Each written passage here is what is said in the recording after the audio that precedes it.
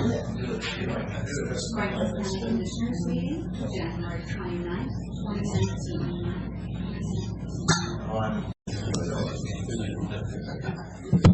Good morning, everybody. It is 9 o'clock, and we are here for our Tuesday, January 29th board meeting of all three commissioners this morning. We have our administrator, Mr. Johnson, and our clerk, Ms. Nolan.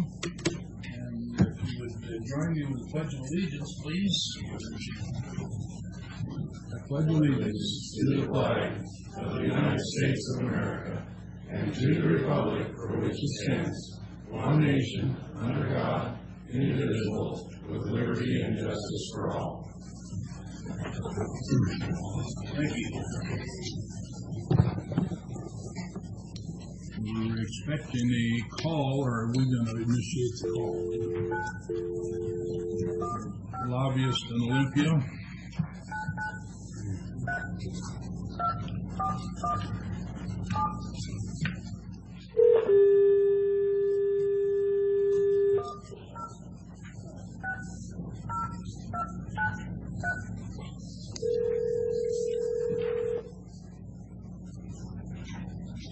Your call has been forwarded to an automated...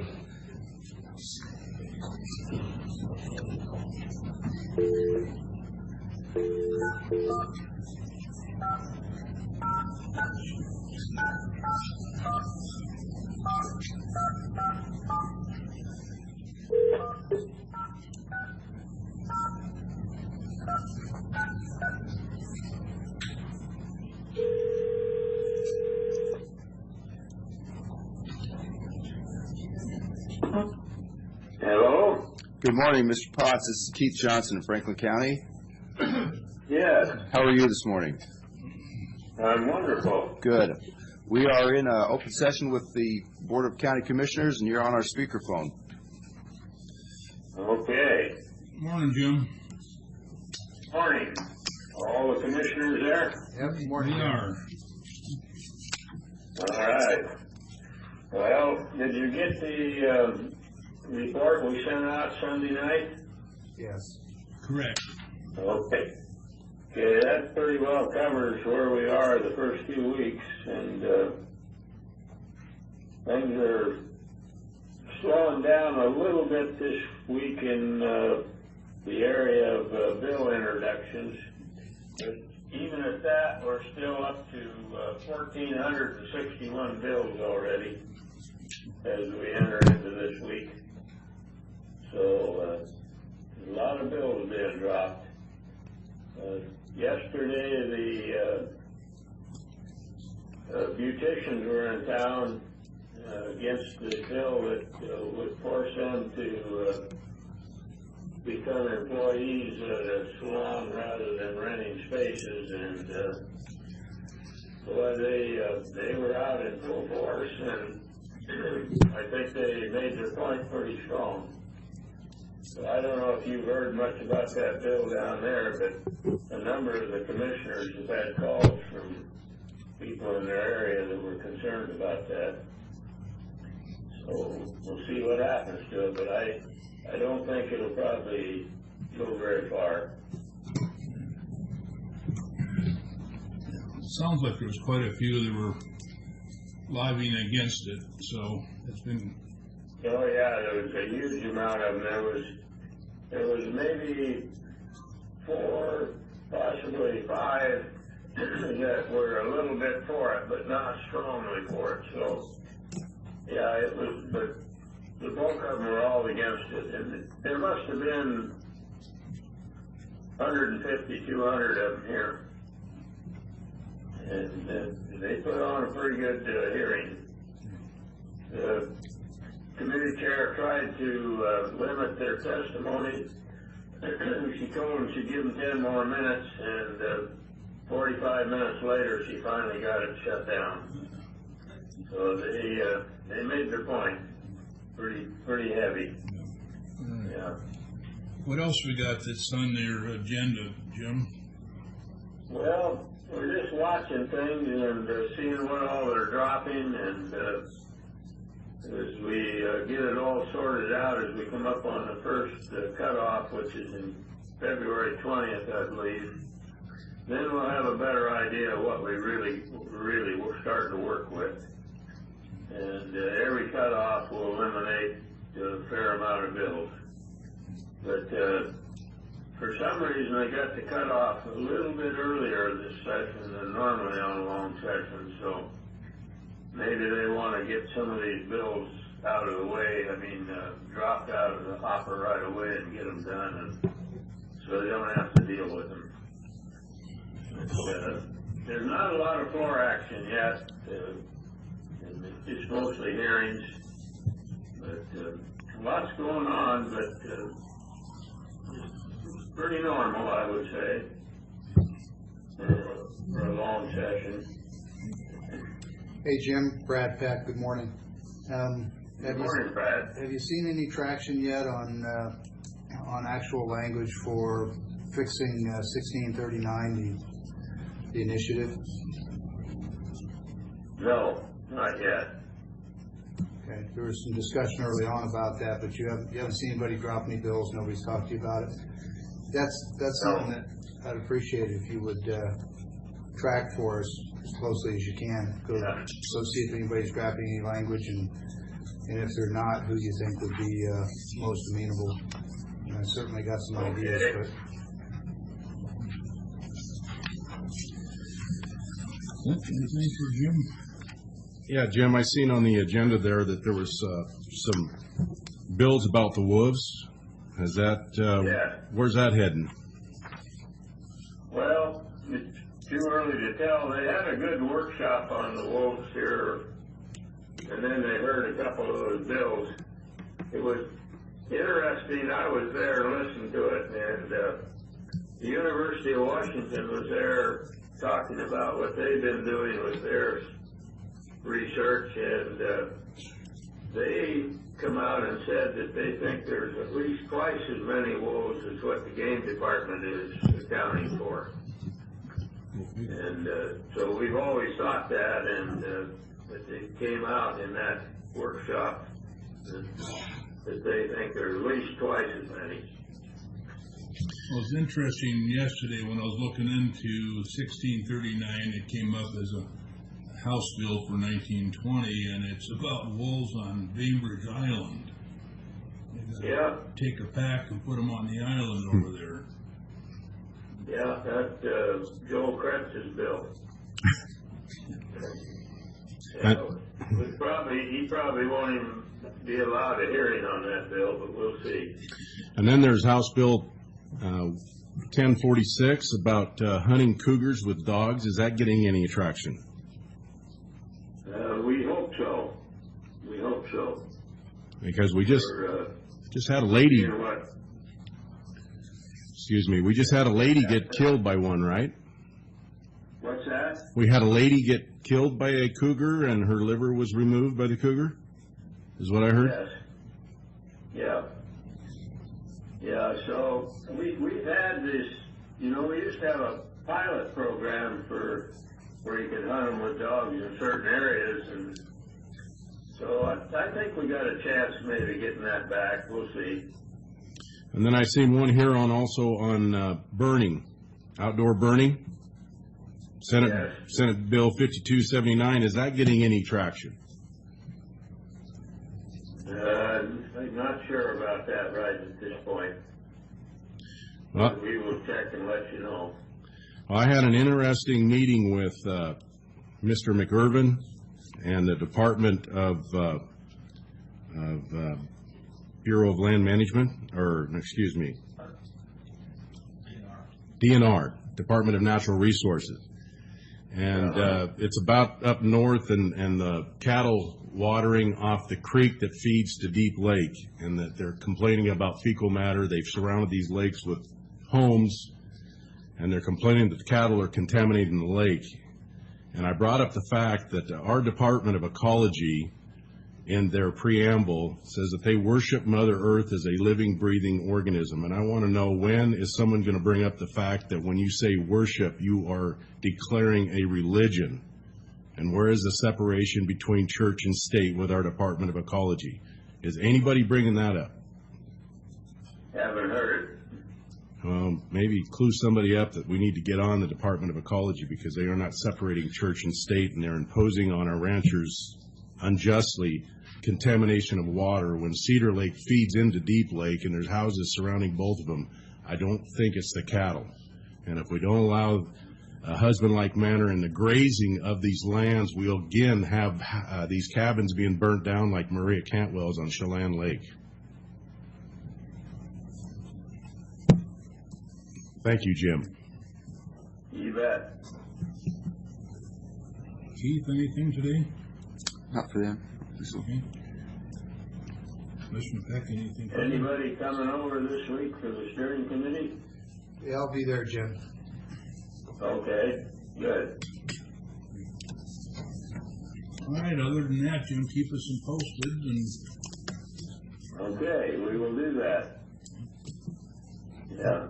thanks for your time. Zach couldn't be here this morning, or he might have been able to add a little more than what I wasn't able to. But anyway, we'll be in touch, and always get a hold of us anytime you see something that you're concerned about.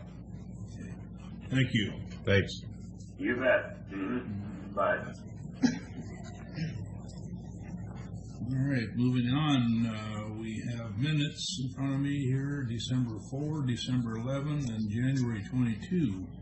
If there's no additions or changes, we'll accept them to sign. I would like to bring up comment on the December 4th. We were talking about property taxes, and there's a statement in here. Commissioner Peck explained the breakup of the property taxes, and the approximately 72% of the tax goes to schools and fire districts.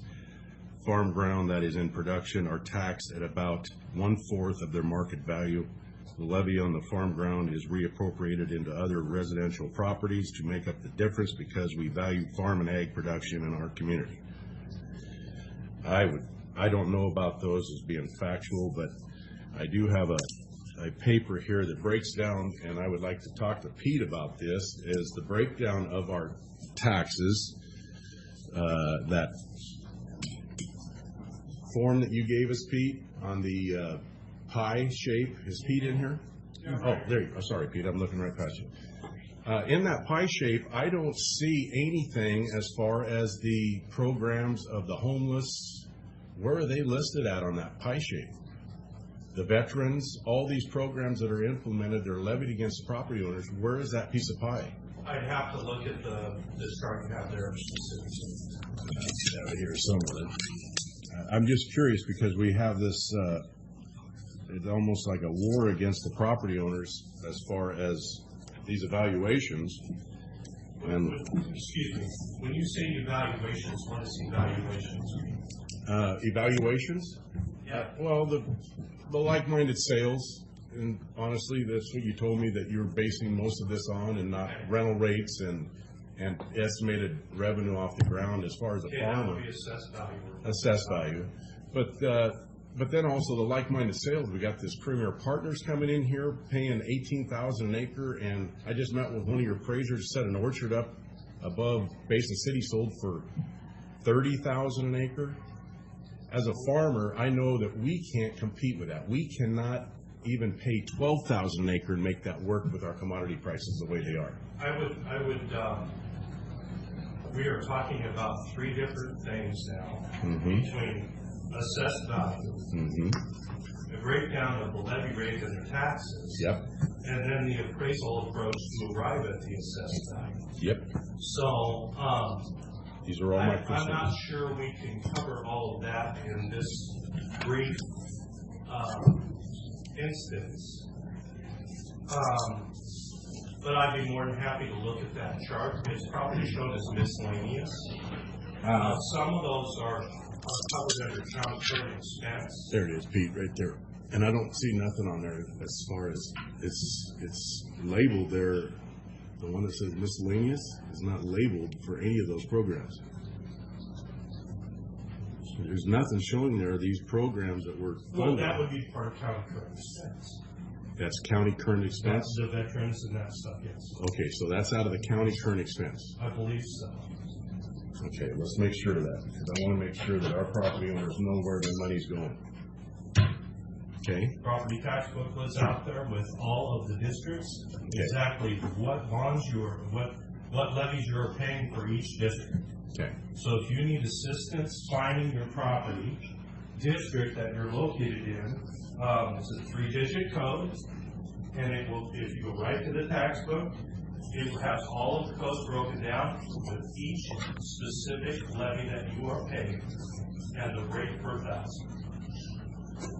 It also shows in the booklet that our level of assessment is 94.2% on the real property side.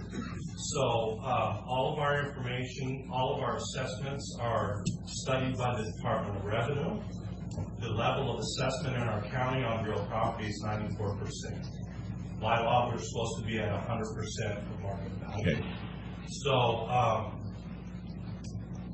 as part of the assessment process, property owners have the right to appeal their property values.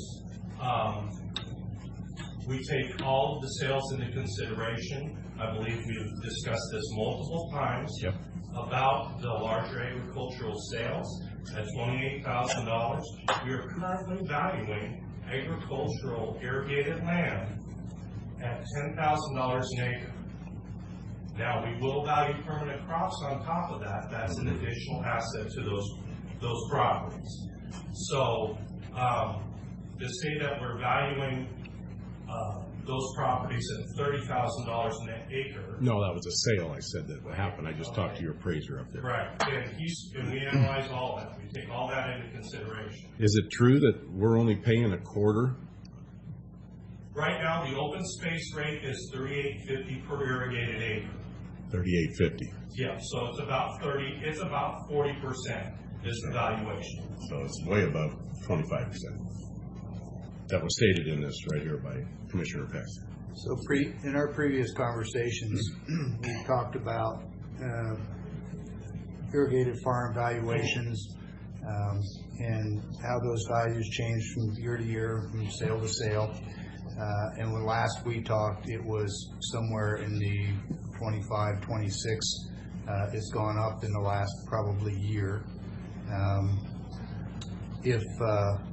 If you're interested, I think it might be useful for everybody if we looked at doing a workshop maybe someday after a meeting like this, and let commissioners provide a list of questions that they think need more airing, and then we can spend a few hours on it in an open public session going through and breaking it down and how those taxes get reapportioned. I would agree, because there's clearly there's no simple description on any of this. What the assessment process, the levy process, and the taxation process that's occurring. And there's also been quite a few changes with the legislation that's come out last year with the state school levy and that. Right. So overall, that side of the equation has been positive for property owners in Franklin County. I think if you look from this year to last year, the levy rate dropped significantly for most people. But we did increase values last year. Mm-hmm. I'm anticipating values increasing again this year, looking at the market studies that we've done. Now, Pete, in stating with that what you just stated, and I ask you in your office, how long before those tax rates will be right back to where they were at? You told me how many years? The tax rate this year, the state school levy part 1 was reduced 30 cents by the legislature for this year. Right. So next year that 30 cents will be realized. It will come right back on. That is correct. Yeah. Now there are other factors that go into that, depending on how much value is added in the county for new construction, as well as the increasement in assessment. So as that value goes up, if budgets are restricted at the 1%, that forces the levy rate down. I would encourage you to look at the graphs in the back of that property tax booklet, and it shows what's been happening. As value has been increasing, the levy rate has been declining because they have an inverse relationship. So I would be more than happy to have a constructive discussion with you about how we can better facilitate communications concerning assessments of property tax. Well, I just took offense to the fact that we're only paying a quarter. That I knew it was higher than that, so that's why this came to mind, because I wanted to get this cleared up, that we are paying more than 25% of our value. And you stated it's 38, knocking on the door of 40. The current open space rate is 38. Yeah, and knowing this, Open Space Act, let's inform the public, the Open Space Act and what it entails. It entails us who grow the food, fiber, and natural resource for the American people are granted this Open Space Act, but if we ever take it out of open spaces, we pay a 7-year penalty in taxes and a 20% on top of that. The current use program is to facilitate agricultural production. Right. That's correct. There is currently a penalty of 7 years, yes. And a 20%. Plus 20%. That's right. However, I would say this, that those taxes don't just disappear. They are realized somewhere else. Somebody else pays them. It's just shift. Just like senior exemptions. Everybody thinks that if I come in and get my senior exemption, that tax just goes away. That's not true. Okay. What happens is it shifts to the property owners that still are burdened by those property taxes. They're not exempted from it. Okay. So, Pete, to be clear then, in a given year, whether the valuation on irrigated farm ground is 25% or 40%, the balance is 75% or the 60%. Let's use the current number, 60%. Those dollars still get collected. They just get reapportioned somewhere else. Where is the somewhere else? So what will happen is the levy rate will then adjust, because the value, if the overall value in an area is reduced from market to a different level, then the amount of value to pick up that tax is less. The levy rate will adjust. So if my property is worth $100,000 and your property is worth $100,000, but you're only paying on 60 and we pay on the same levy rate, I'm going to be paying a greater proportion of that tax because I'm at market. Right. So it just gets reapportioned on all the other taxpayers. Exactly right. That's exactly right. Now, you made mention of the senior discount. What qualifies? Senior exemption. Senior exemption. So they're exempt from paying property tax? They are exempt from certain levies, and it depends upon their qualification and what category they're in. Because we have a lot of elderly women at St. Paul the Apostle Church, and I don't know if they're aware of this program. It has been available for as long as I can remember. Every year, our office, we send out reminders to all of the senior citizens. Oh, you do? Yeah, every year. We are a little different in our county than some other counties. We, every year, have the seniors come in and apply and provide the documentation to get that exemption. So we are in pretty good contact with them. Okay. And, part of that as well, there are rules, not only including income, but application of that. So an instance would be if you're a senior and you own a duplex. Well, only half of that is exempt because you only live in one portion. It's your primary residence. There's a lot of different qualifications, so we'd be more than happy to. Does it also apply to the women out there in the blocks that own farm ground? Yeah. It does. Applies to anybody statewide. Okay, I'll make that announcement. And it is, disabled veterans, anything like that. If you're deemed disabled, you can qualify as well. Fantastic. Thank you. Pete, one other quick question. We were talking about 94.2%, I think it was our effective rate.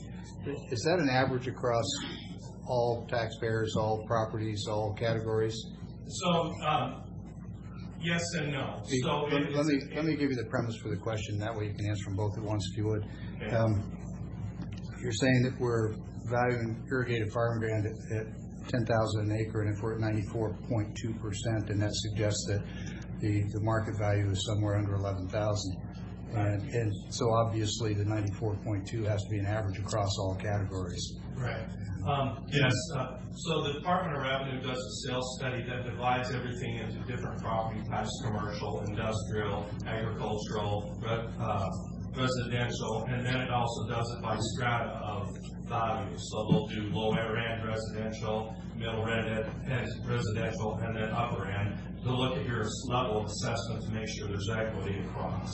So yes, it's divided down, and they are the ones that subscribe to the study, how it's applied, and we give them the data, and then they give us the results. So what that 94.2%, what would that be on irrigated farm ground? What percentage are we at of market value? Well, right now, the farm ground sales that we're seeing of circle irrigated farm on the low end are about 10, and on the upper end, we're seeing somewhere in the neighborhoods of 16 to 18. And we're assessing at 10. At 10. I just seen a sale at 8,600 up in Connell for irrigated farmland. And we've talked about that in the past, and in blocks 11, 12, and 13 that have rockier ground, we are at 85% of that number. So we are at $8,500 on that stuff. It's at block 11, 12. I'm doing some work up there right now. There's no rock. You know, without specifics, Clint, it is awfully difficult. I know, but I'm just saying there's no rock there. This is a beautiful ground for 8,600. And there are times that people do get a bargain on something. They get a deal on something. There may be a relationship we don't know about. Maybe they've been leasing that farm from that farmer for the last 15 years. So there may be other considerations we're not aware of in that whole transaction. I can tell you right now that we just saw a listing right up on Seychelles Road for $16,000 an acre. Mm-hmm. There appears to be a lot of pressure in that Radar Hill area, which we are going to have to make a determination valuation-wise whether we've got another sub-market in our neighborhood out there. Is it becoming its own agricultural enclave for a certain property type, or like you would say an AVA in the viticultural? I think you're going to find that you got families up there that are trying to keep their land close by so they're not running their equipment up and down the road. I'm seeing more of that. People are buying closer and paying more for it. Sure. And I think, and we're trying to take all those factors into consideration. But there is also factors that go into that, with slope and climate and, you know, the tannins in the soil, all of that. Yeah. So, you know. All right. Thank you, See Chief. if we can't get some time, like Commissioner Peck says, to visit this. That sounds good. Thank you. Thank you. You okay with the minutes now? Yep. All right. With those signed, we'll carry on. We have a public hearing. Tom, please. Increase the revenue and expenditure bottom lines of 2018 miscellaneous Franklin County Track Facility Fund. Morning, Tom. Morning, Tom. So we're requesting that our bottom line expenditures and revenue be. We're requesting that our bottom line expenditures and revenue be increased by an additional 100,000. Speak right into it.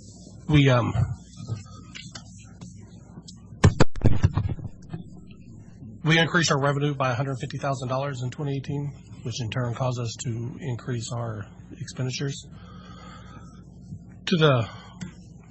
We're estimating between $30,000 and $50,000 in increased expenditures. We haven't received all of our 2018 bills, so we're asking to reopen our budget, increase expenditures and revenues by $100,000, so we can cover those bills as they come in. But the good news is we increased our revenue by $150,000, which is what caused it. That's what caused this. Well, this is a public hearing. I'll open the public hearing to ask for any discussions, pros or cons for. I can't even hear what he's saying. So Tom, when you're talking into that mic, you need to have it as close as possible. We are needing to reopen our 2018 budget and increase our expenditures and revenues. We exceeded our revenue. We made an additional $150,000. over what we had budgeted, which caused our expenses to increase. So we have to come back, reopen our budget, and have dollars reallocated as the last of the 2018 expenses come in. So, Tom, is this shared by Pasco and us? This is going to be cut in half. Franklin County is only responsible for half of this, correct? Correct. Okay. So I have some questions. I went out and drove around track. First of all, what about all those cattle panels out there? What are we going to do with those? They're just stacked up. I know people that would buy those. Are we going to use those anymore for animal use? Is there any possibility of that? There's quite a few panels stacked up. Of course, there is a possibility of that. We, our outdoor pen, we've reached out to several of the youth organizations. Anybody that would like to come and use that outdoor pen would be more than welcome to, as well as doing any type of event like that inside the facility.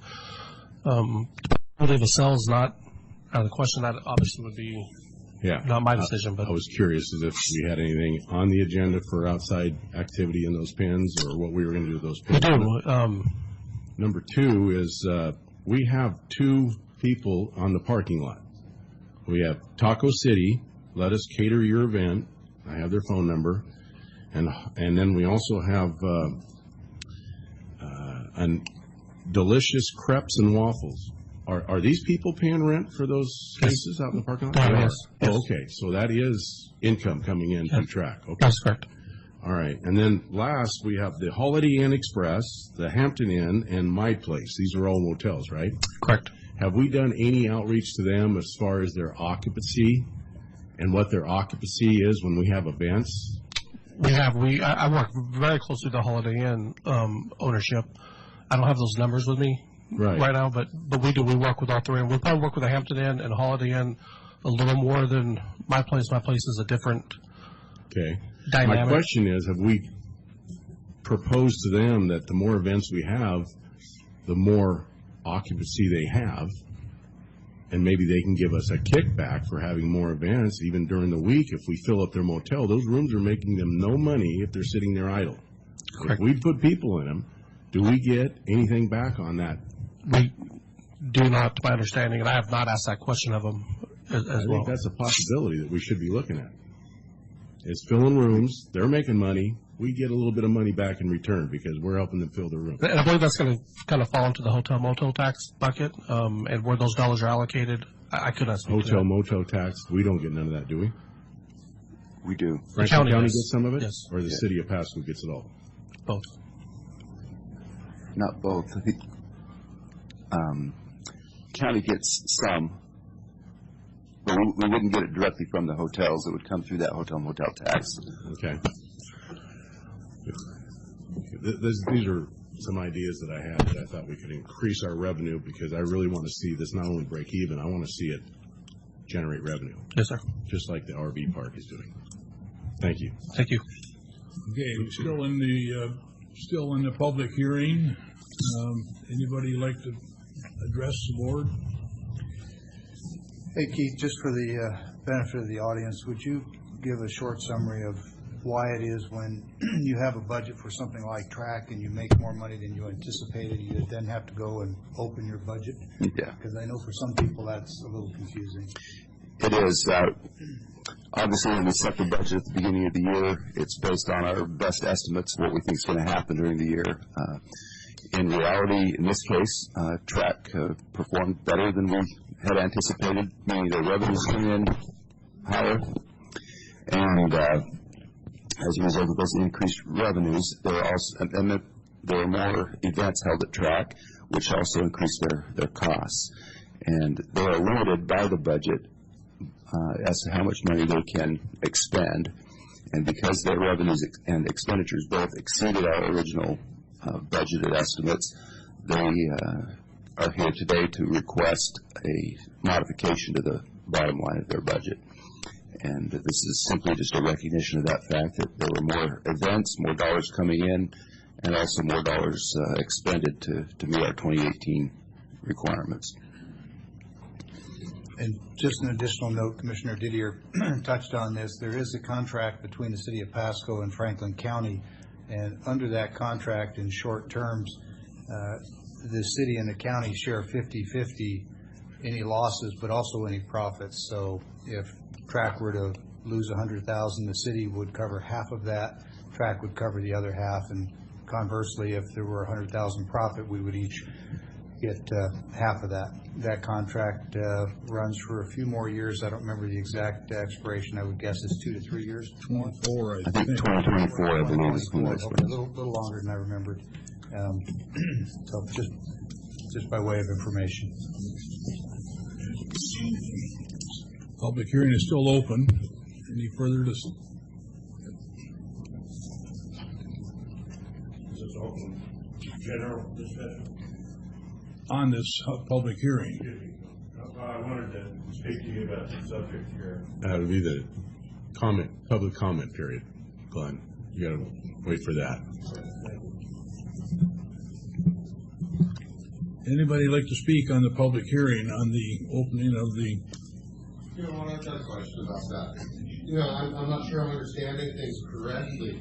You increased the revenue by $150,000, so now you're wanting $500,000 more in expenses? The No. budget increased by $500,000? Is that, am I hearing that incorrectly? Yes, you are. Okay, 'cause that doesn't sound sustainable to me. No, we're not increasing by 500,000, or nor are we asking for that.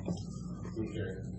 I mean, can you explain it to me then, maybe, what We- you're saying? 'Cause just I as- mean, these are my, again, this is. Just as Keith just explained, when we write our budget in the beginning of the year, it's an estimate of what we think we're going to do.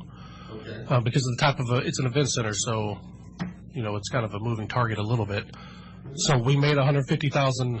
We're confined by our budget dollars that we submit in the beginning of the year. So we make $150,000 more in revenue. That caused our expenses to go up roughly 20 to 30,000. We don't have all the bills in yet, so we can't put a definitive number on that. Okay. So that we come in here because we are constrained by our budget, and we have to have a public hearing and ask the board just to reopen our budget so we can cover those additional expenses. Okay, where's the $500,000 that I heard come in? I don't- I don't think anyone said that. I'm sorry. No, you must have misunderstood. It was 100,000. I heard $100,000 more in revenues, but I also heard. Well, I said, are we splitting that 50,000? 50,000 with the city of Pasco. We're going to split that, is what I said, not 500. Sorry, I think you misunderstood. Okay, no, I know I heard 500,000 spoken somewhere, but, okay. I apologize. Any further comments? Seeing none, we'll close the public hearing. And commissioners, do you have any further discussion? I just take a moment to acknowledge that, for the full time that I've been here as a commissioner, we've been working on trying to make improvements to TRAC, not just in quality of facility and services, but also trying to chip away at the losses. And I'm of the opinion that publicly owned facilities like that ought to do a few things. One, provide great facilities and services, but they also ought not compete with similar providers in the private sector. And I think we've walked a responsible line there. Probably the RV park is the one that is the most concerning because it is in direct competition with other RV parks. So every client we serve, every dollar we bring in is one that a private tax-paying business didn't collect. But that RV park was created before I got here, and I've made motions in the past to sell it and get us out of competition with the private sector, but that's okay. With respect to TRAC as a whole, Tom, I just want to publicly acknowledge that I think you've been moving us in the right direction. Our numbers are continuing to get better, and I think the target ought to be that we break even, because at the point that we're making a profit, unless we're setting that aside for facility improvements and for repairs and maintenance, aside from those, we ought not be using it to fund other activities, because if we are, it means we're simply charging more than we need to the people of predominantly Franklin County who use that facility, since they paid for it in the first place. So thank you for the good work that you're doing and the improvements that you're making. Appreciate it. Thank you. Thanks, Tom. So anyway, entertain a motion. I'm looking for the actual package, Mr. Chairman. Do you have that?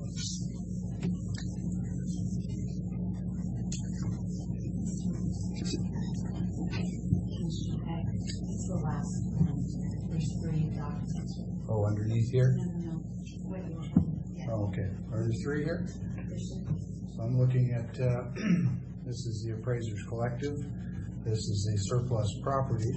See there. There's our warrants and vouchers. Here's our current expense, or our consent. Maybe 2 of them put together there.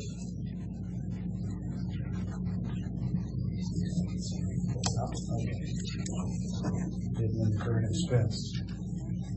That's not it either. There we go. All right. Thank you. It was probably hiding in plain sight. Great. Thanks. All right, Mr. Chairman, not hearing any other discussion, move for approval of resolution 2019-032 as presented. Second. Any further discussion? All in favor? Aye. Aye. Opposed? Thank you. Whoops. There you go. Sure everybody heard that. Carrying on, we will move on to our next public hearing. It is a resolution to approve supplemental budget increase to Franklin County's current expense budget by increasing revenues and expenditure by $263,000. Mr. Chairman, may I interrupt you? I apologize. There are actually 2 issues related to this next public hearing that were conflated in the notification requirements. My request today, right now, would probably just go ahead and pull these 2 items and not take action so that we can properly notice those in the paper and take those up at a future board meeting. Okay. Those are both related to the 2019 budget as opposed to the track issue as a 2018 budget issue. I've noticed that there's a typo in the resolution that's put before you, so I would just recommend that we go ahead and pull both of those items today. And one is opioid. yeah, one would be for recognition of the state opioid grant, and the other is to continue using reserve funds for jail improvements and modifications for our litigation. But because both of those items affect the bottom line of the current expense budget, I think we can handle those in one motion affecting the budget. But because the second piece of that, the jail modification, was not properly noticed in the paper, then I think we need to just go ahead and pull both of those and we'll combine them at a future hearing. Okay. So noted. Thank you. So with that, we will go on to Derek, please, on the review of the 2018-20-4 short plat. Thank you, Chair Cook. Yeah, on January 15th, the applicant, Many Waters Development, LLC, had requested a deviation from standard lot dimensional requirements to create a 6-lot short plat in the RS-20, commonly referred to as the donut hole. This property was at Richardson. Wait, I have a tendency to confuse this one, so hold on. Yep, Richardson 76. 72. See, that's the one I keep flipping. Sorry. So Richardson 72. At that, rather than taking action, the commission requested that the applicant go back, see if he could reconfigure the lots and come up with a configuration that wouldn't require a deviation or better fit with the character of the neighborhood. At that hearing, or not, it wasn't a hearing, but at that meeting and previous meetings before, neighboring residents had commented against the deviation. They were not against the short plat, just the specific alignment and methodology being used to create it. The applicant has complied with that request, got that back. That's why it's here before you. What I've put on your place was basically a letter from Mr. Case thanking you for the opportunity and the assistance and coming up with a better alternative. And his latest version of it, again, basically the difference between what I handed you and what's in your packet was that he moved the hammerhead up a little bit more. It's just stuff that we will be handling administratively in-house to finalize everything. I've heard from a couple neighbors. They're in support of the new layout. That said, because it is a material change from the original comment period that was sent out to the agencies and the neighbors, this will go through another 10-day comment period. It'll be resent out to the agencies to ensure that those changes don't affect their comments. And also the neighbors will be notified again. So basically, it's going to be a reset of a short plat application. We're going with the version that is before you today. It meets all the lot dimensional requirements.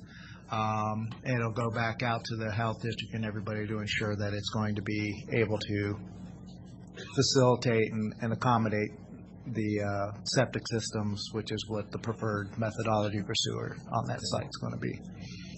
I've got just one quick question. On the west end of Richardson, they're showing another hammerhead. How come that wasn't required when the neighbors when the road went in and the neighbors built? Talking about to the left there on the bottom on Richardson. Yeah, I think that I don't think that's an actual hammerhead. I think that's a graphic kind of showing a flow. I'm not aware that there's a requirement for a hammerhead in that, because that would basically kill Richardson. So I believe that's a graphic for. Eric, isn't that showing the radius required for the entry into that lot? That's what I mean. Yeah, thank you for articulating that a little clearer. Yeah, I was just curious, because that shouldn't have. No. It's going to be required. It should have been required. Yeah, it's going to be a road going through there. There's not going to be hammerheads. Okay, that was my only. Are there plans for that road to go clear through? That will be finalized as to exactly when that will occur. Whether or not it's going to be as part of the subdivision at time of development or at a later date through an LID waiver of kind of situation to where it'll be established. It basically says at such time with Franklin County proceeds to finish this road, people will have their proportional share. So it'll be one of those three dynamics. Yeah. All right. Will there be any further after you put this out to the neighbors again? This probably will not come before you again due to the fact that it's come back into compliance. It'll just be handled administratively. Right. Okay. Okay. Thanks for the update. Derek, I'm looking at that hammerhead, and my guess, after having looked at a lot of these over the years, is that if we're going to see a conflict, it's probably going to have to do with the dimensions of that and the ability of a full-size fire truck to get in there and turn around and exit without being blocked in by other emergency response vehicles. I know you know this, but I would just ask that as you go through it administratively that we make sure that we're in good shape with the emergency response and fire community, just because I think if there's a glitch, that's it. The numbers look good to me. I see 120 feet. I think that's adequate, but just... Yeah, and that's, that, like I said, this will go back out for agency comment, full agency comment and review, because this is a significant material change. Fire code is... So it does go out to the fire department. Numbers, those dimensions. Fire code. Let me take a slightly different tack on it. Okay. Please double check those numbers before you we will this for agency comments, so that if it gets to them, we don't want the process held up since there's already been delayed. So please pre-check those specific numbers before you send it out. Will do. Thank you. Okay. Thanks, Jerry. Thank you. Now it is time for public comment. Anybody that would like to speak to the board? Morning. My name is Wendy Wade, and I live at 2413 and I'm speaking at the top. Thank you. I'm speaking in regard to the short pipe that you were just discussing, and I just wanted to say thank you very much for making it clear that you take citizen comments seriously and that you genuinely care about the impact of your decisions on our lives. Even taking the time to visit the parcel of land in question to better envision how the waivers would impact our community. Better yet, was the suggestion of an alternative that protects our community as well as the developers within the process. It's truly refreshing to see government working by the people and for the people. Thank you very much. And I also want to thank Mr. Rotten for being very available to answer questions. Thanks, man.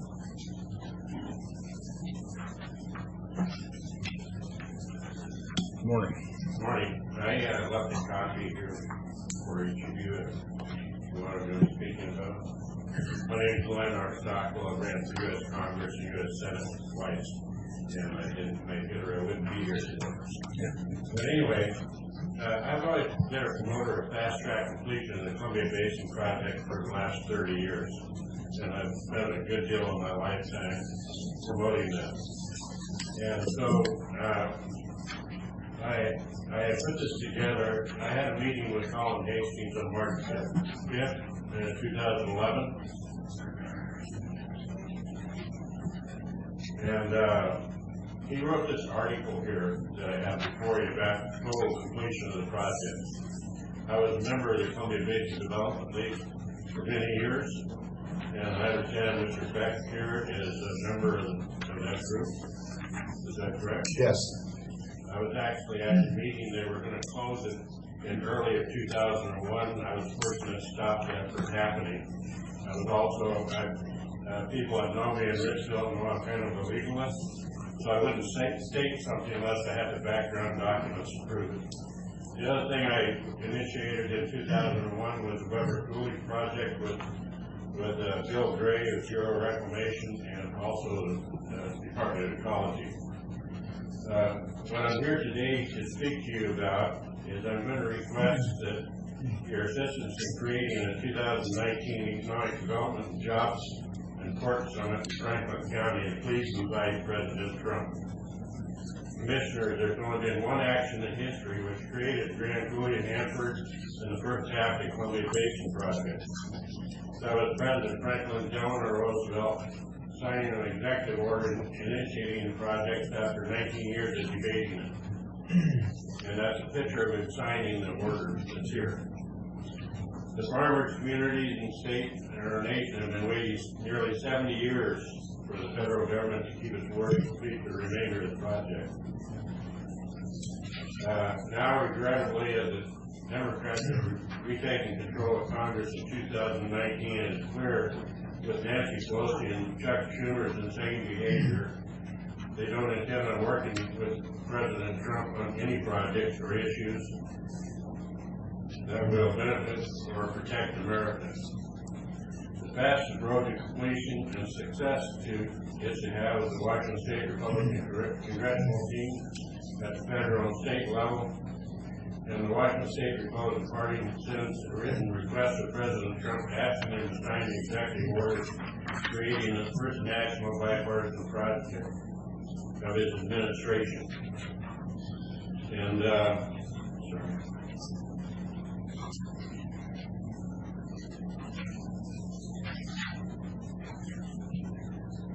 history shows this is a presidential project, and President Trump is probably the only leader in this century that will lead with authority and sign the executive orders to do so.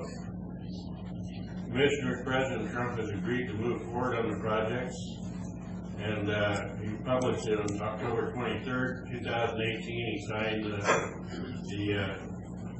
American Water Infrastructure Act of 2018, and the video you can watch him speak about it. The Seattle and Tacoma Port Commissioners have formed the Northwest Seaport Alliance in 2015 to aggressively find more freight for this next century. Northwest Seaport Alliance, Franklin County Commissioners can play a pivotal role in helping create Eastern Washington presidential convention. And I have the pictures there, et cetera. You can thumb down through it. Commissioners, please invite the Trade City Chamber, Hispanic Chamber of Commerce to help. Commissioners, if there's ever been a time when you can bring your talents to the floor, now is the time to do it. And I would ask you to please invite President Trump to the convention. And I think it's something that you can bring your talents to. You know, all the people are involved here locally. You have the infrastructure, the meeting rooms, et cetera. You can make a real success out of this by making a convention. Any questions? Questions? Thank you. Thank you. I came down to speak about the opening a discussion about 1639, and it's something I wanted to read real quick that I thought pertained to things. It is time for the sport protectors of liberty, the county sheriffs, to walk tall and defend their citizens from all enemies of our Constitution and our Bill of Rights. Sheriff Reagan's taken a big step out by announcing his intentions on enforcement of 1639. I think it's time for us as his constituents to stand behind him and support him in his decision, and to pass some sort of a resolution to say that Franklin County stands behind him. Thank you for your time. That will be coming up here towards further on in the agenda. Will it be public comment? Could be. Do I need to come back up later?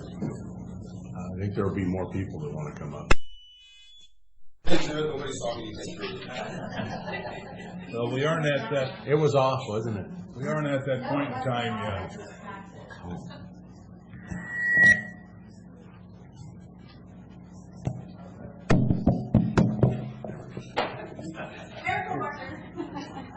Good morning, Commissioners. You're talking about 1639. We're not at that point in the agenda yet.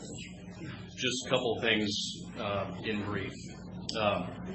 Thank you, Commissioner Peck, for your stance on the RV park at Track. I do believe that it's counterproductive for our county to be in competition with private business. It doesn't make any sense. It's not the way our system of government was set up. We need to not be in the business of competing with our fellows. I also think that it's that we being you guys on our behalf should really consider completing the Columbia Basin project. To add 25% of land mass to the Columbia Basin project, approximately, to complete it, makes a lot of sense. We're the most productive farm ground, scientifically proven in the world, and we have beautiful farm ground. If we added water to it, it would be amazing, productive opportunity. More importantly than that, I would like to commend our Sheriff, Jim Raymond, on his leadership, writing his recent letter in regards to 1639. And those of you who know, he put 4 points in the bottom of that letter. The one specifically being the right to keep and bear arms. That right is given by God. It's not given by our elected leadership and the lawmakers in our country. And I'm simple. Didn't go to school for law, but where it says shall not be infringed, I don't know how that initiative like this ever made it to the floor, because it's not it does not meet our Constitution.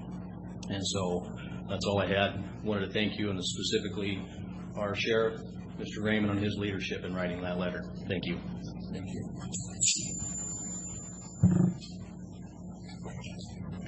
Any other public comment? Okay, we'll go on to office business. We have some payroll or warrants today.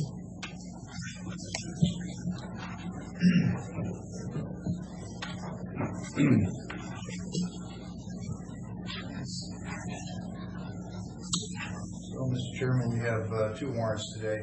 First is under the category of fund expenditures. So I'll move for approval of fund expenditures in the amount of $376,808.18 as presented to the board for approval. Note for the record that they've been reviewed and signed by the county administrator and two representatives of the auditor's office. I second. All in favor? Aye.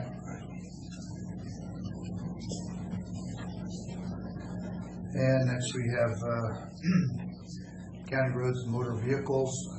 These are warrants in the amount of $170,493.08. These have been reviewed and signed by 2 representatives of the auditor's office. Move for approval. I second. All in favor? Aye.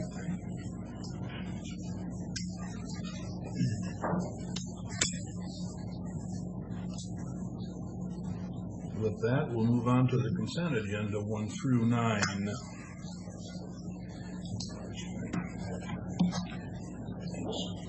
Mr. Chairman, I'd like to discuss item 4. So, Mr. Chairman, I move for approval of the consent agenda as presented. Commissioner Didier, are you requesting that we separate item 4 for separate consideration or just for discussion? Just for discussion. Okay, so my motion is for approval as presented with discussion. Second with discussion. Second. Discuss item 4. Well, upon my tour of the jail, talking to Sheriff Raymond, he made the comment to me that since we've been budgeting out the kitchen instead of using our kitchen, we're actually coming out ahead on it, but I'm seeing a fiscal impact of $8,500, and so I was wondering if Sheriff Raymond could address me on this, because I was thinking that we weren't going to have to come out of pocket for anything out of the kitchen since we were not using our kitchen, and well, I don't think you're out of pocket. I think it's just an inner line item movement from taking a pot of money that's already been placed in the jail and allocated and moving it to another line item. Okay. But the answer to your question, we went to a contracted services with our food and those types of things, and we outsourced it to a private company. And the bottom line is, by doing that, we're reaching some constitutional requirements. It's reduced the cost of what the county pays for wages, benefits, et cetera, and inmates to a certain degree are actually paying for those commissary services through other forms. So in the end, some of the estimates are, when I made that comment to you, is I think the first year we were believing we're going to recognize about a $45,000 plus side coming in to those services, just how it's just businessly structured out. So there is no impact of the $8,500. It's not a request, it's just a movement. Okay. And I don't know exactly what the movement, I'm assuming that come from the commander to move around. Okay. Thank you, sir. Any further discussion? Hearing none, all in favor of consent agenda 1 through 9? Aye. Aye. That brings us to other business. Excuse me, Mr. Chairman, would you like to sign these now or after the meeting? Well, why don't we finish up with the meeting, and then we can.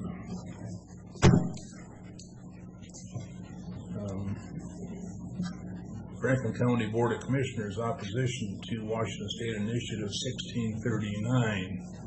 I think we have a resolution to that effect. I don't think there's been any opposition from this board that I have heard. You want to summarize it? Well, basically, all it's stating is that we stand with our sheriff and that he will not enforce 1639. And I think that his letter states it very well, that this is an unconstitutional initiative. And in order to amend our Constitution, state or federal, it takes more than an initiative to do so. I think his letter is well written if you haven't read it. I don't know if people want me to read it, or you probably have, okay, I'll go ahead and read it then. This was written November 12th of 2018, so he was right on top of this thing. The passage of Initiative 1639 has created quite a stir across our state, and of course calls into question when law enforcement will begin taking enforcement actions. I continue to hear from our community members of their concerns, we, Franklin County Sheriff, will be out arresting people for criminal violations of Initiative 1639. I felt it important that you all know where the Franklin County Sheriff's stance is on this topic. Please see and read the below references, our oath of office. I do solemnly swear that I will support the Constitution of the United States, and I will support the Constitution and enforcement of the laws of the state of Washington and the ordinances of Franklin County, that I will abide by the Code of Ethics, ethical values, policies, and procedures in promoting and achieving the mission and vision of Franklin County Sheriff's Office, and will to the best of my ability faithfully, diligently, and impartially execute these duties.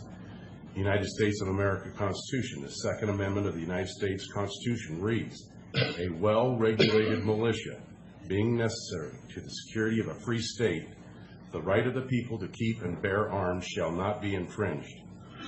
Washington State Constitution, Section 24, right to bear arms.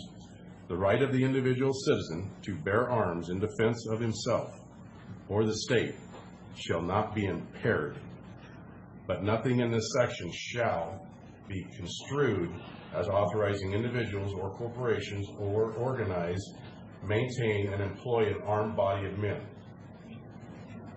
Your enforcement powers and authority is passed on to you through the office of the sheriff. A few key phrases stand out to me as Sheriff of Franklin County. I will support the Constitution of the United States of America. I will support the Constitution of the state of Washington. The rights of the people to keep and bear arms shall not be infringed upon. Rights of individual citizens to bear arms in defense of himself or the state shall not be impaired. Therefore, you are directed not to take any enforcement actions as it pertains to Initiative 1639. If you come across such matters in your duties as a Franklin County Sheriff Deputy, you will simply document and take no enforcement actions. Respectfully. I think that's well stated. As a commissioner, I want to make sure that our sheriff knows we've got his back, not just the commissioners, but the whole community. I jotted down some notes on this, and I think they're worthy of being mentioned, that if we ask an 18-year-old man or woman to go overseas and to fight and die for our country, how is it they can't come home and buy a 10/22 or a semi-automatic shotgun? We're granting driving privileges to 16-year-olds, and we found that automobiles can be a lethal force. Also, 18-year-olds are allowed to vote. If they're not able to buy a gun, how can they be allowed to vote? These are instances that I've thought of as I debated this, and I want to stand with our sheriff. So that's why I brought this forth. I think this will be a precedent for the rest of eastern Washington counties to step forward and do the same, and to let the west side know that they don't rule eastern Washington.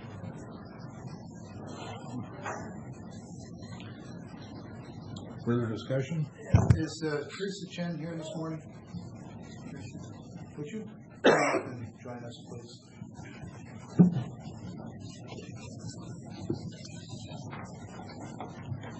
Good morning, Teresa. Good morning. I'm just going to need your assistance with a couple of questions as we go through this. Those of you who know me well probably know that I don't need to share my credentials as a ardent supporter of the Second Amendment. And I think Kent and a few others know that I'll give you just a few. If you read some of the early NRA magazines from the 70s, 80s, and 90s, you'll find articles done by our family in defense of the Second Amendment published in national magazines. My father and I wrote those. The NRA has a hierarchy of memberships that one can use to demonstrate their support. I long ago exceeded that and continue to support them, even though I think occasionally they miss the mark. So when it comes to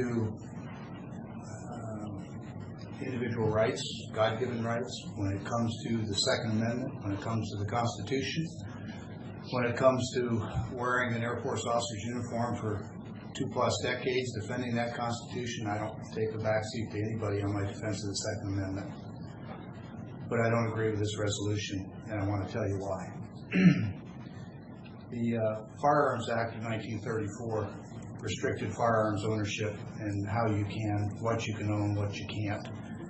Shotguns with a barrel of less than 18 inches were outlawed by the National Firearms Act of 1934. 1968 Gun Control Act added additional restrictions. The premise has been that the Second Amendment, as potent and important as it is, and frankly, I think it's the article in the Bill of Rights that guarantees all the other rights ultimately. But the Supreme Court, which interprets the Constitution for our government, has ruled in a number of cases that there are windows within the Constitution where constraints on the Second Amendment can lawfully be imposed. And they did that in the Firearms Act of 34, the Gun Control Act of 68. And in the Heller decision in D.C., they affirmed that it's an individual right. So all landmark cases, all important. The issue I've got here, and let me digress for just a minute and say, I give Sheriff Raymond great kudos for standing up and taking a position on this, and I'm appreciative that he is. And I'm quite certain that he realizes the legal implications that could have for him personally and as an elected official of the county if the county were faced with a wrongful death lawsuit from somebody acquiring a firearm that they might not have had this initiative been followed. That same jeopardy and liability would fall on the Board of Commissioners and the whole county if we were to, in my view, and I'm going to come back to Jen in a minute, potentially come back to the county if we were to willfully disregard an initiative, keeping in mind that the initiative process is guaranteed in Washington by the very same Constitution that guarantees these gun rights. And I don't think you can selectively choose which part of the state constitution or the federal constitution you're going to follow. So while I think 1639 is legislative, or is, I can't say it's legislative, it's garbage, all right? I'll just cut to the bottom line. I don't put bumper stickers on my cars. I don't think I ever have, except for my 1639, vote no. So my position on it is pretty clear, but the issue here is that if we're going to write a resolution, let's write a resolution and address it to the legislature and point out the flaws in this and use it as a tool to leverage the people we elected to go to Olympia to fix this. That's how the initiative process works. If you get a bad initiative, your legislators are supposed to fix it for you. So while I appreciate Sheriff Raymond standing up for all of our Second Amendment rights, I think in this case to run afoul of one part of the state constitution to support another part of the state constitution, and the same with the federal, when there's ample history that the Supreme Court of the United States has affirmed that the right of the people to keep and bear arms shall not be infringed does not allow you to have a tank or a bazooka, as much as I personally wouldn't mind having one. The reality is that's what the Supreme Court has determined. So in this case, I agree with the sentiment. I don't agree with the process. I will be in Olympia knocking on doors of legislators this week, asking them to fix what I think is a horrible initiative, and asking them to protect our state and federal gun rights. But I don't think that as a person who is charged with representing the interests of all the people of Franklin County, not Brad Peck's views on gun rights, that I have to acknowledge that taking this action, I believe, and I've consulted with our county attorneys, could bring significant liability in a wrongful death lawsuit against the county. And when I weigh the two, I think the smarter course is to go lobby the legislator to fix 1639 and not take this position, which I believe puts us in court if there is a wrongful death case. I consulted with our prosecuting attorney, Mr. Sant, on this. I asked that Ms. Chen be here in case there were questions about that legal assessment. I'm not a lawyer, I'm not trying to be one, but I am charged with protecting the rights and interests of all the citizens in the county. When I weigh that out, this feels good. I'd love to do it. It's not the right path. Ms. Chen, anything on the legal side of that? I don't know if Mr. Sant shared a conversation with you or not. He did not, but I think from a legal point of view, I would agree with that assessment that we work within the laws within the system.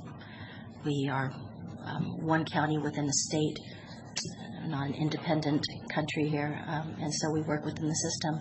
We don't create our own laws or disregard the laws. We work with the legislature to represent us. Could I ask you a question? Yes, please. Is our Second Amendment right a constitutional matter? Yes. And how is it that our Constitution amended? How is it what? How is it amended? How do we amend it so we change our Constitution? The United States Constitution? Or our Washington State Constitution? We do it through the proper process, which is through the legislative process with enough votes. My point exactly. This was not done through the legislative process. This was an initiative and therefore should not be recognized. Thank you, Sheriff Raymond. Well, as a matter of, so everybody understands what took place, in November, the letter that you're looking at is actually a memorandum to my deputies, directing them not to take enforcement actions reference to 1639. Okay? I use the word enforcement for a specific reason. That means put a set of handcuffs on you and haul you off to jail for a myriad of circumstances that can occur under 1639. I believe that's within my constitutional right as the sheriff to say when you'll do those types of things. The other side of that is you'll notice that I wrote, you are simply to document and write down those circumstances. Okay? That meaning that whatever takes place, whatever scenario takes place with you, that information will be forwarded to a prosecutor. The prosecutor would then look at those circumstances. The prosecutor then would decide if they are going to create an affidavit to charge you for whatever under those. And that's out of my wheelhouse. But what's in my wheelhouse is to make sure that my deputies aren't out infringing upon people's constitutional rights, whether it's questionable or not. That's not our jobs. Our jobs are to keep the community safe. And I've been in law enforcement for 38 years now, and trust me when I tell you that if I see a litigated problem coming that might cause some sort of litigation or cause me to step on people's constitutional rights, I'm reasonably sharp enough to figure that out. And I would make sure it's in the right direction. So when you look at what was written, it was a memorandum to my deputies instructing them what to do under those circumstances of 1639. 1639 has a lot of pieces to it. You need to read it in its entirety because some things are in effect right now. Some things go into effect in July 1st. And those things will take place in one form or fashion. There will be court challenges. There will be all those types of things. And while all that's taking place, the Franklin County Sheriff and his deputies are not going to enforce any of the pieces of that, which really comes down to, Cliff, I'm not going to come out and arrest you if someone breaks into your house, steals guns, and then it ends up on the street corner here during a shooting thrown on the ground. I'm not going to come arrest you for that. I'm going to simply document that and forward it to the proper authorities and let them make the decision what they're going to do. It's not going to be the Franklin County Sheriff. Sure. That's what was meant by the intent of that memorandum. So you're now in front of your legislative body. These are the people that make the decision what they want, from how they want to legislate at your all's direction, not my direction. I'm just simply not going to, in my opinion, come in and infringe on your constitutional rights until this is all sorted out. So that's where we're sitting. Sheriff, I seen some puzzled faces when you went through that scenario. Please elaborate that if the guns are stolen from a house and used in a heinous crime, the property owner that was stolen from is responsible and will go to jail. Can be, is how it's written, yes. Right. So, thank you. And those scenarios take place way before 1639, just so you know. Nothing stops someone from coming into your house, breaking into it and stealing it. And trust me, when your guns are stolen, they're not going to your next door neighbor or any of those kind of things. They're going to go to crooks. And so now you're responsible for that. I'm just not going to arrest you and put you in jail for such a thing. I'm going to forward it. So, Mr. Chairman, just one additional comment here. I meant to touch on it soon and I didn't. Oftentimes the solutions to these matters resides in just a few key words. So the resolution that we were asked to consider today is fine, and I could support it and I could sign it, although you just heard me say I wouldn't. I want to articulate why. It's when you get through the first whereases that have a lot of information I certainly agree with, but you get down to the substantial clause where the board is taking a position, and it says, therefore, it's hereby resolved the Franklin County Board of Commissioners recognizes the right of the citizens of Franklin County to self-defense with the legal and constitutional right to purchase, own, and possess firearms. That firearm, great. Where you get into a pickle is you get the last few words. It says, as permitted under the federal and state constitutions. That would be fine if we didn't have an initiative process empowered by our state constitution. What this language does is sets up a conflict between two things that have been approved under our state constitution. One is our gun rights, which, if you don't know this, in the Washington State Constitution, the language protecting gun rights is actually stronger than it is in the U.S. Constitution. It actually articulates it as an individual right, which the U.S. didn't until the Heller decision by the Supreme Court. But this last part where it says as permitted under federal and state constitutions, where you get a conflict because you've got two constitutional prerogatives that run against each other. So for the board's consideration, if it just ended own and possess firearms as permitted by law, or just firearms period, that conflict would go away. I wouldn't have any problem supporting it. But I don't want to be in a position of picking and choosing which laws and which part of the Constitution I'm going to support. Mr. Chairman, I'd just like to add that, again, we are talking about a constitutional right. And in order to overturn a constitutional right, it takes 2/3 of the House and the Senate in the U.S. government. And I have not been able to look it up on the state of Washington, but I think it would be the same. That's the only way you can overturn a constitutional right. This is a constitutional right. Therefore, I move that we pass Resolution 2019-043. Is there time for public comment over? No. No? I'd like to add a few more things about this. Excuse me, sir. Mr. Chairman, I have to make a point of order just because it is the proper thing to do. Once a motion is made, if there's no second, it dies for lack of a second. If there is a second, then we can go to discussion. I would be grateful if Commissioner Didier would rescind his motion, reserving the right to make a new motion after we've had some public discussion. I rescind my motion to Thank you. public comment. Thank you. Thank you, Clint. Okay, as to the constitutionality under the state constitution of the initiative process, there's a good court battle involving Initiative 1639 before it made it on the ballot in regards to the signature gathering. There was a whole lot of stuff involved in the signature gathering that was unlawful. I don't remember what all it entailed, but when it went through one state court struck down the initiative process because of the signature gathering. And then another higher court acknowledged not only that they agreed that the signature gathering was done illegally, but they still upheld the initiative because they liked the initiative. Where does that fall under the state constitution? You know, to let an initiative go through illegally. I'm a little confused on that.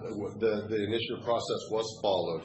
The initiative, and they did get their initiative passed. We did not infringe on their state constitutional rights. You know, are we supposed to sit back and let them infringe on our constitutional rights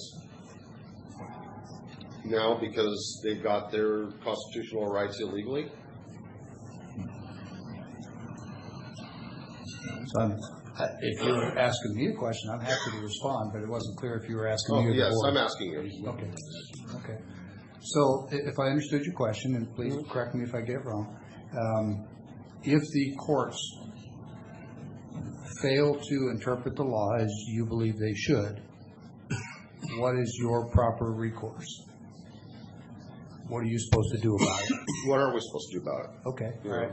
I think you're supposed to do what I'm going to be doing this week, which is being over in the halls of the state capitol, pounding on as many doors as I can, expressing my strong view and what I believe is the view of many of my constituents, that 1639 is a horrible initiative and that the legislature should quickly use their authority to do away with all of it or as much of it as we can, and especially the parts that I think many of us in this room agree infringe on constitutional rights. Mm-hmm. I think that's the correct process here. And I'll tell you, you will find few people in your life that are more adamant and ardent supporters of the Second Amendment, but the view here is broader than that. And I don't want somebody using the counter-argument, the same process that's being used here, to try and do away with initiatives that I think are good ones, that maybe don't have anything to do with gun rights or something else. There's a process and a set of rules, and if I don't follow the rules this time, how can I expect them to follow the rules when there's an initiative on the table that I want to protect and preserve on some other issue? So we just don't get to pick and choose which ones. Mr. Didier, I know from personal experience, is just as strong a supporter of the Constitution and the Second Amendment as I am. And I'm grateful for that. I think our difference here is just from a process standpoint.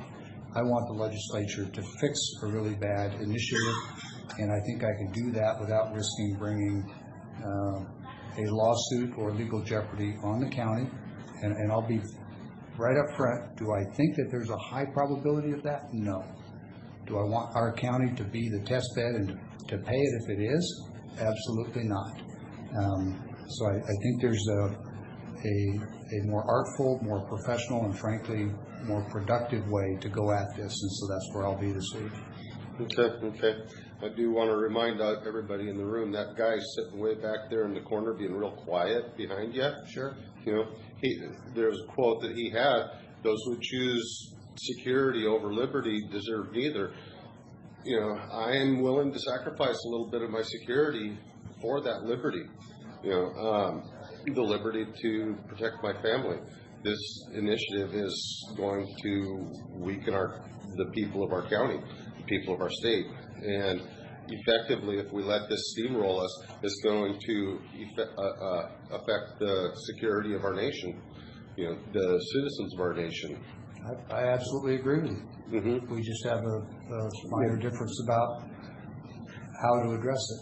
Well, my personal opinion is any way we can oppose this is the right way. Sure. And I truly appreciate you going to Olympia, taking your time to go to Olympia, knock on doors and everything.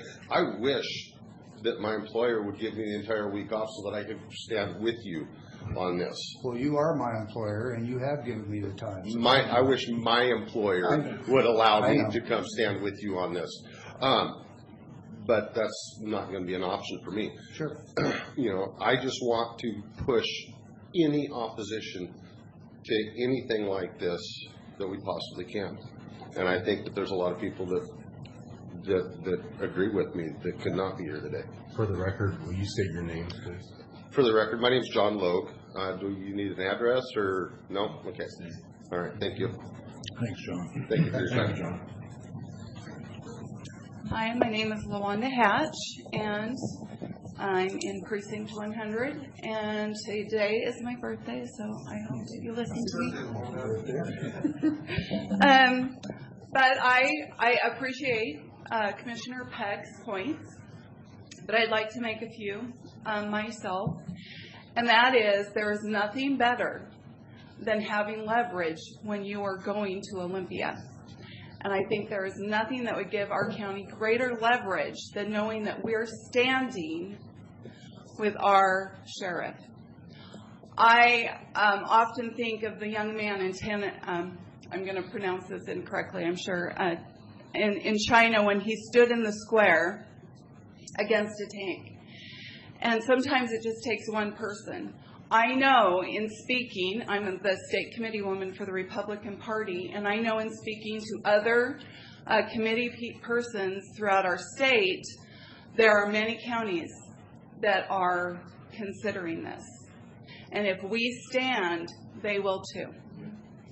And just some points when I look at the passage of this 1639, $5.5 million was spent to get this passed. And all we had was $769,000 to go against it. And I appreciate the NRA because $200,000 of those dollars came from them. But the voice of the people is more important than dollars. And we need to make the point. And when I was looking at some of the groups that were behind this, the Alliance for Gun Responsibility, and I looked at their loosey-goosey ways of using the facts, they conflate many numbers. First, they talk about how many gun owners there are in King County, and they say it's 64,000, and this is within 2009 to 2013. It doesn't explain how they found that number, but that's the number that they state. And then they go and talk about homicides and suicides throughout the state and use those numbers to get a percentage, which is inappropriate because, and in trying to research how many gun owners there are in Washington State, I couldn't find it. In fact, I went 20 pages in on Google, and it was always about passage of this law. And so that tells you who else is behind this. There's a lot of people behind this, but one thing that they did point out is that most gun deaths are suicides. Now, I had an uncle that committed suicide, and I can tell you nothing in 1639 would have prevented that. And I want to point that out. 18% were homicides, and only 5% were unintentional or undetermined. So we're taking away everybody's rights for 5% of situations that possibly could be happening. But when you really look at most homicide deaths, they are actually caused by illegal guns that are inappropriately sold. And some of it, when the research was done, they found that most of those guns were sold by 6 gun dealers, 6 gun stores. The rest, 85% were sold, of guns sold were sold by reputable people, and there was no crime committed with those. So those are some things that we need to point out that 1639 does not even address. So it's infringing on my right. I live out in the country. And if my gun is locked up and it's in the middle of the night and I got to remember my combination when I'm half awake because I hear something in my house, the sheriff or his deputies aren't going to make it there in time. My neighbors aren't going to hear it. Sure, I have an alarm system, but again, they just call the sheriff. By the time the sheriff gets there, I have no way to defend myself. This is about my life and my family's life and our rights to bear arms, to protect ourselves. And No, and I really believe in doing the legislature fix, and I appreciate Commissioner Peck for doing that. And we should all be writing our legislatures. I'm speaking to mine. But, which in our area, I want to point out is Mary Dye and Joe Schmick. And we should all be writing letters to them that they can have some leverage, but we need to do this as a county.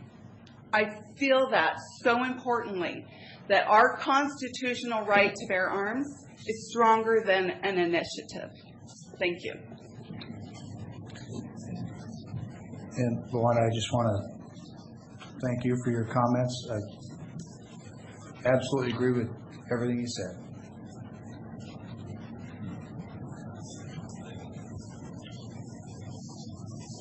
I'm Cliff McHugh, North County. I just had one quick thought before I leave.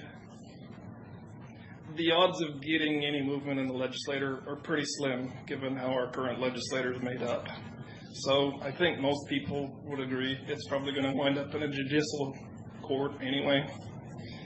Might as well start here.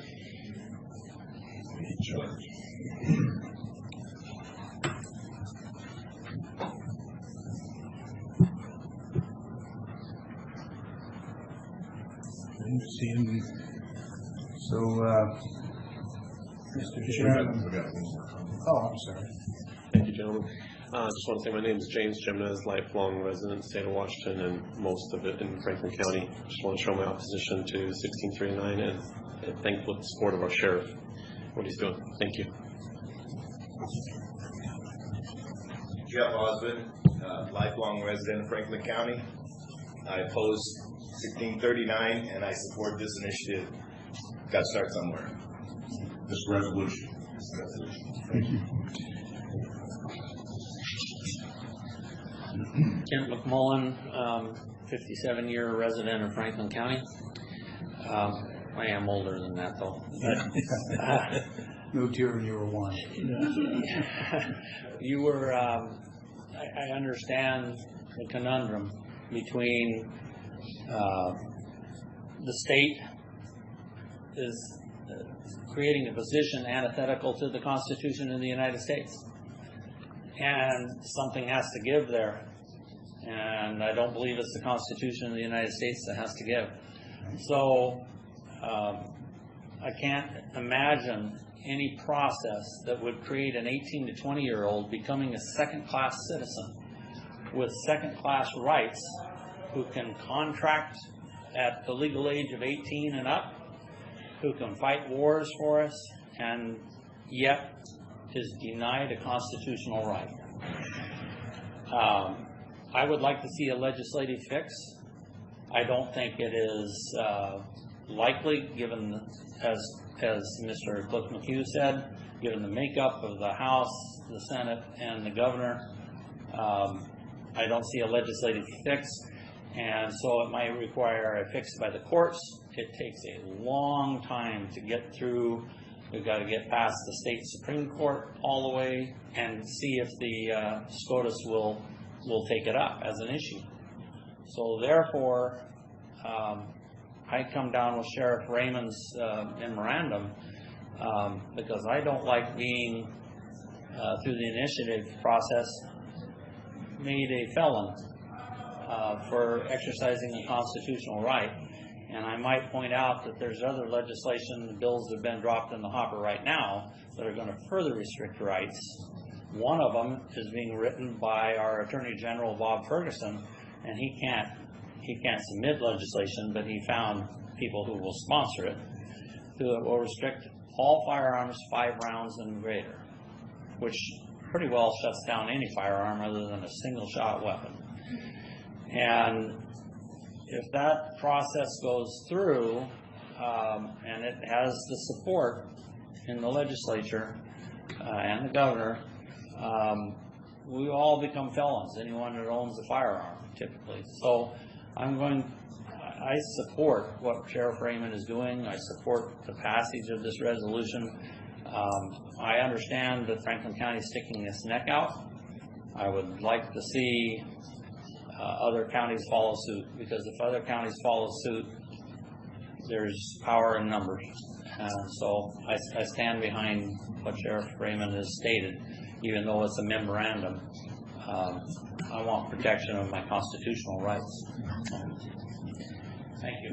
So, Perry County done this, have you heard? Their sheriffs has made a statement, has made a memorandum too, but their commissioners have not. We're leading the charge on this. I think this will be the first. I just remember hearing Perry County being involved.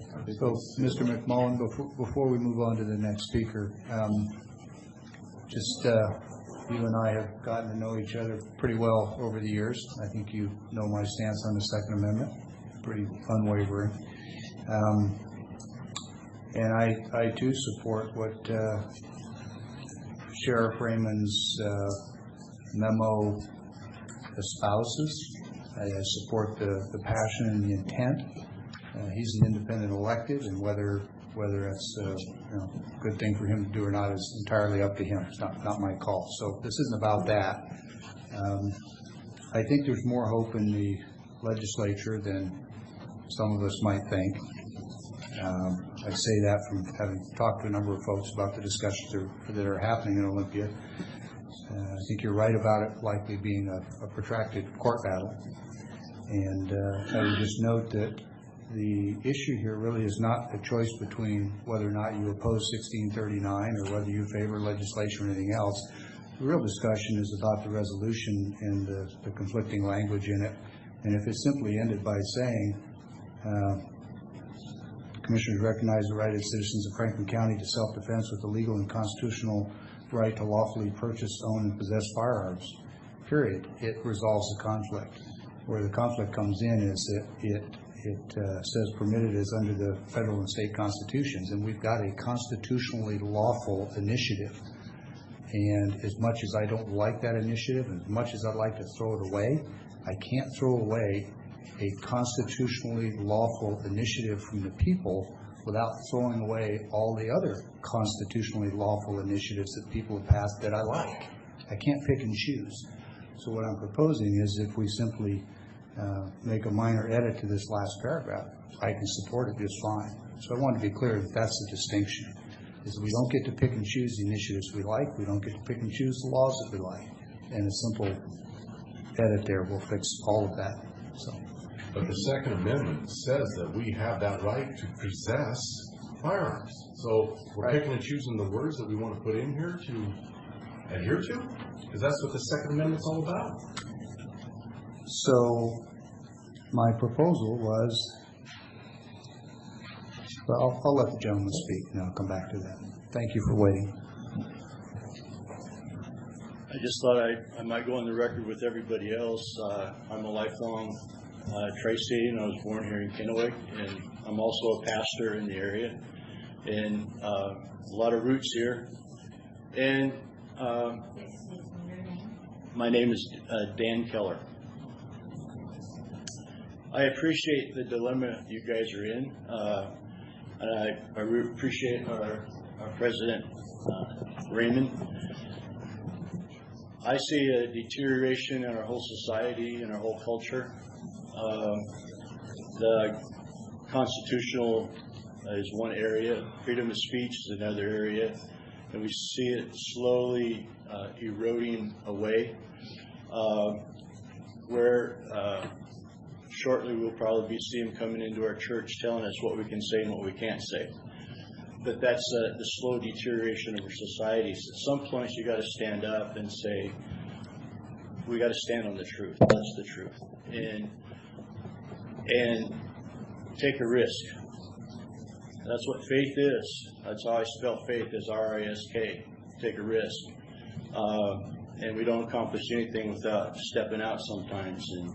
And so I understand your dilemma and the wording, those things. And so I pray for you to have the wisdom to put it together so we as a county and a community can make a statement supporting our sheriff, because I'm behind him 100%, and I'm behind our community. I'm behind you guys too, and so I understand, and I have to make difficult decisions in people's lives and stuff too. So I pray that we do the right thing, and I pray God's direction on this, because we're not only in a legislative battle, we're in a spiritual battle for our country and our nation. And we all need wisdom from the president all the way down to our local level. So I pray for you guys, and I pray God's wisdom be upon you in Jesus' name. Thank you. Mr. Chairman, I'd like to move for approval of Resolution 2019-043, not as presented, but with a one-word amendment, and that would be in the final stanza. I would like to insert the word lawfully between the words to and purchase. It would simply read that Franklin County, citizens of Franklin County in self-defense with the legal and constitutional right to lawfully purchase, own, and possess firearms. If we can't approve a resolution, I second. that says lawfully, then we've got an issue. But with that change, I can support it. It's been motion made and seconded. Further discussion? Can we have more public comment? We do have a minute. Yeah, it's time for discussion. Yes, sir. Matt Beaton, I have the honor of serving all of you as your elected auditor, but I stand here today as the father of a son who 1 year ago today left and joined the Navy. They are training him to be a Navy nuke, which means they allow these young 20-year-olds to put their hands on a nuclear reactor in the basement of submarines and aircraft carriers. And I, like Mr. Peck and others in this room, am a lifetime member of the NRA. My kids are all lifetime members of the NRA. My daughter at 15, my son at 18, and my other son is 20.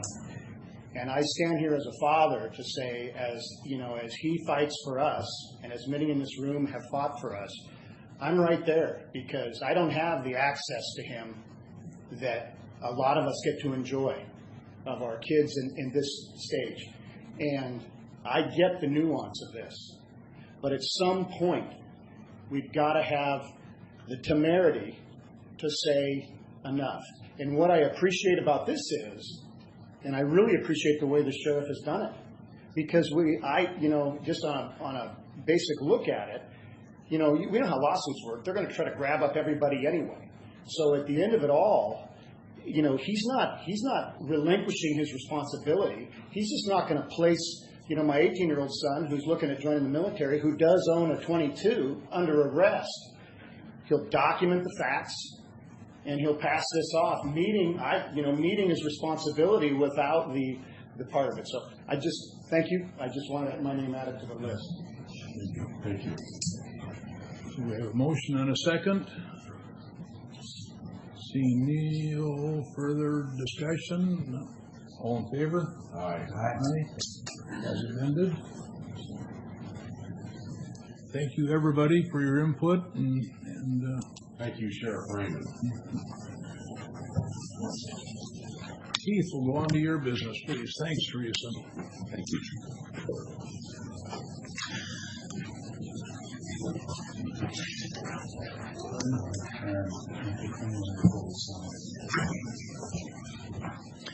The item that is listed under my business for the Greater Columbia Behavioral Health, we received a request. I think you were copied on an email from Jim Bell, who is the attorney representing Greater Columbia Behavioral Health. Over the course of the fall, they've had some difficulty getting some details worked out with the Benton County Treasurer's Office, who has been working as the fiscal agent for GCBH for some time. You will recall last summer we created an LLC on behalf of the 9 counties that participate in Greater Columbia Behavioral Health. That necessitated some changes in their banking relationships. After consulting with a number of people, particularly Teresa Chen in our legal department, we have arrived at the position that the request for a change in their banking authority and removing the Benton County Treasurer's Office from that position so that they could establish a banking relationship with any bank is probably premature. This is dependent upon some legislation that is being considered in Olympia as we speak. It's anticipated that that legislation will pass, but we're thinking that it's probably too early to make that decision now.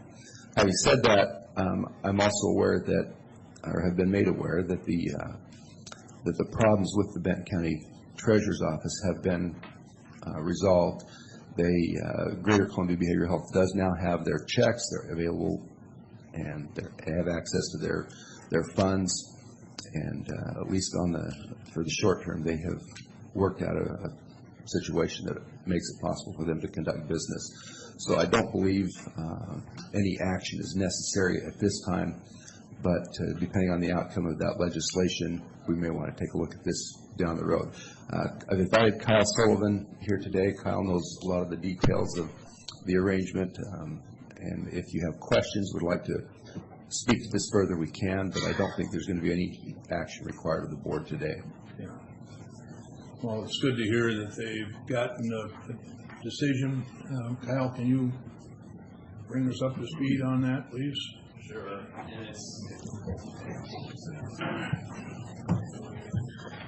Like Keith indicated, my understanding is that the issues that they were having with the treasurer's office have been resolved. They're able to access funds. They're able to pay salaries and pay their bills. And again, in conversations with Keith and with Ms. Chen from the PA's office, the legislation I think needs to change before they are able to go on their own. The RCW 7124-100. It outlines the joint agreements of county authorities, and it specifically states that they have to, in an agreement like that, they have to pick one treasurer within the counties that are in agreement and conduct business through them. That's the legislation that Keith was talking about. Is they're looking at amending, and they likely will, but that hasn't happened yet. So Kyle, if memory serves, we approved of them establishing themselves as a limited liability company in Washington State. Correct. And are you saying that there's legislation that specifically effectively prohibits them from doing their own banking, even though they're a registered LLC? And if the answer is yes, would you confirm that it's because of state money and they're adding that additional rule? That's my belief, and Ms. Chen may be able to explain that better.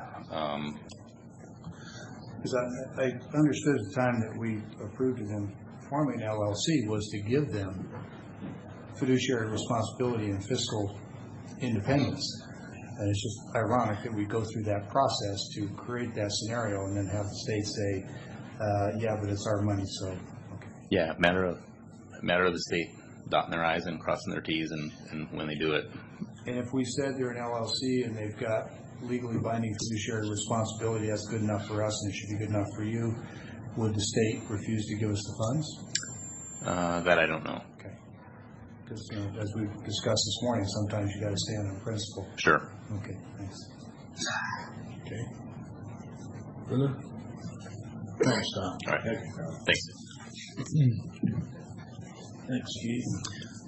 I do have a need for an executive session, and if you want to continue with the public comment period first, I'd be happy to ask for that after the public comment period. There'll be no decisions from that.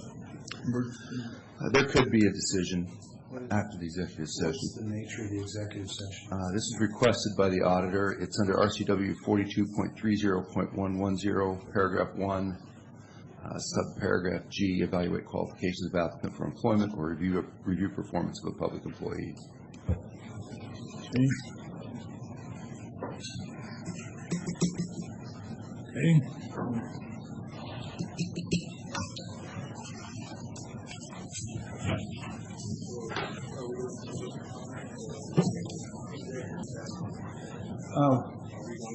Yeah, let's, before everybody leaves, there is time for a public comment before we go into executive session. I'm sorry.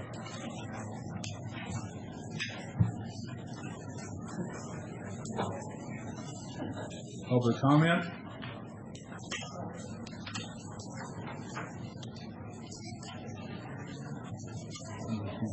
Able to catch everybody?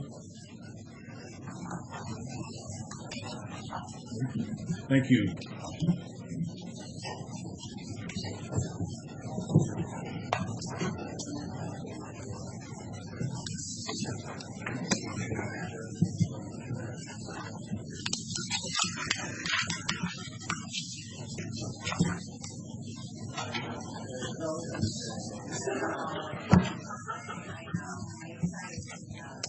It's June.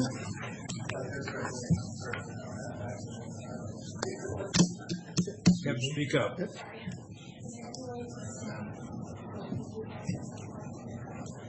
Well, yeah, for the executive session. Thank you. How long is It should be about 15 minutes. Thank you.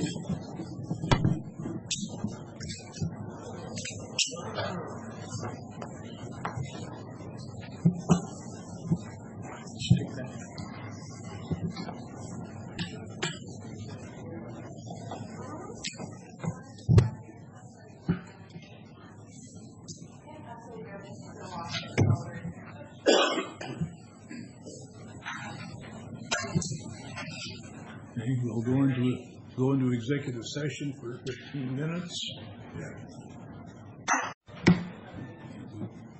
Finish our executive session. At this point, we want to more conversation. Mr. Chairman, I'd suggest about an additional 10 minutes. There's a couple of unanswered questions. I agree. 10 more minutes.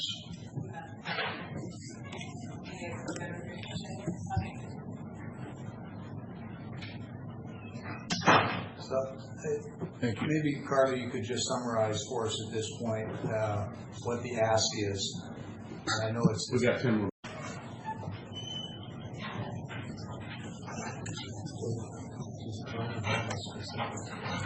We're out of executive session with no decisions made and back in open session.